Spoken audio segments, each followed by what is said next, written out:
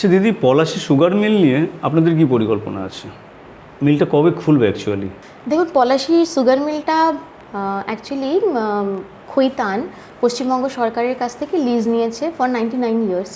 তো এটা একটা প্রাইভেট প্রপার্টি এখন আমরা বলতে পারি, কিন্তু এই ফ্যাক্টরিটা যাতে চালু হয় তার জন্য কিন্তু আমার বাবাও অনেকবার চেষ্টা করেছেন, কারণ তিনি বিশ্বাস করতেন যদি একটা ফ্যাক্টরি আমরা চালু করতে পারি তাহলে ওই এলাকার সংলগ্ন একটা বৃহত্তর সংখ্যক মানুষের কর্মসংস্থানের একটা ব্যবস্থা হতে পারে।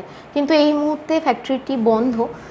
কিন্তু খৈতান পরিবারের সঙ্গে আর কি, পরিবার সূত্রেই আমাদের যোগসূত্র রয়েছে, তাই চেষ্টা চালাচ্ছি এবং বিভিন্ন দপ্তরে পৌঁছচ্ছি এবং জানাচ্ছি যে কোনোভাবে যদি এটাকে পুশ করা যায়, যাতে ফ্যাক্টরিটা খোলার ব্যবস্থা করা যায়, তাতে বিপুল সংখ্যক মানুষের কর্মসংস্থান হবে, সেটা আমার আশা।